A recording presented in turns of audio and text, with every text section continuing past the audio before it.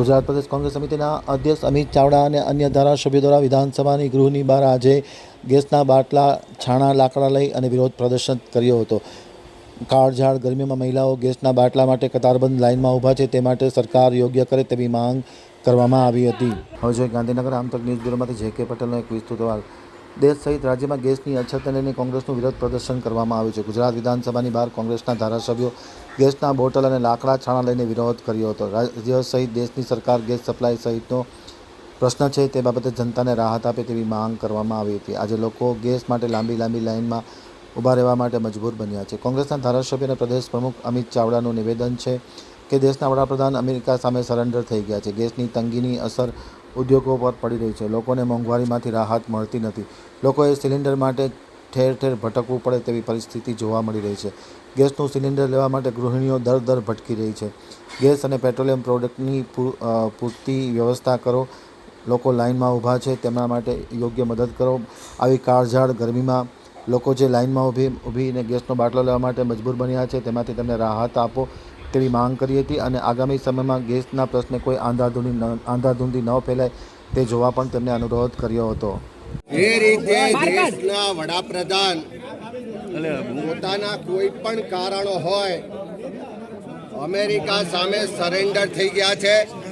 કદાચ એપ્સ્ટીન ફાઇલનું કારણ હોઈ શકે કે બીજા કોઈ ધંધાદારી કારણો હોય, પણ જે રીતે સરેન્ડર થયા એના કારણે આજે આખા દેશમાં ગેસની અછત સર્જાઈ છે.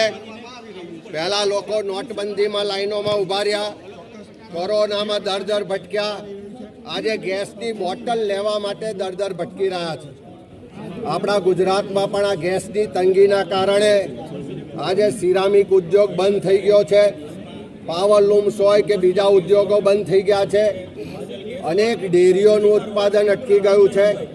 એવા સંજોગોમાં આ દેશના પ્રધાનમંત્રી, આ ભાજપની ડબલ એન્જિન સરકારને લોકોને મોંઘવારીમાંથી રાહત તો ના આપી, પણ આજે મોંઘા ભાવે ગેસનો સિલિન્ડર લેવા માટે પણ દર ભટકવું પડે છે.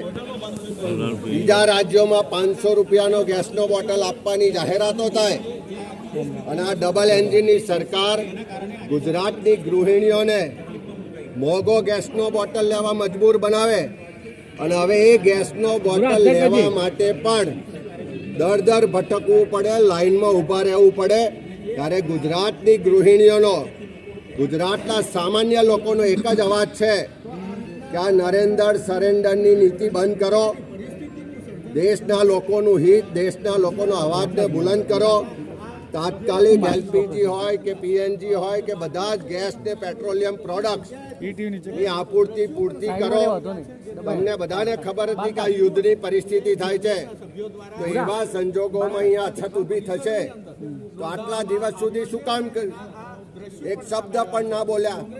આજે દેશના લોકો લાઈનોમાં ઊભા છે અને પ્રધાનમંત્રી ચૂંટણીઓમાં ભાષણો કરે છે, ત્યારે આજે ગુજરાતની ગૃહિણીઓ, ગુજરાતના લોકો જે ગેસની કિલ્લતને કારણે દર ભટકી રહ્યા છે અને આવનારા સમયમાં ગેસ માટે, પેટ્રોલિયમ પ્રોડક્ટ્સ માટે જે અંધાધૂંધી ફેલાવાની શક્યતાઓ છે, જે ગૃહયુદ્ધ થાય એવી શક્યતાઓ છે, એની સામે સરકારને જાગૃત કરવા માટે અમે આ વિરોધ પ્રદર્શન કરી રહ્યા.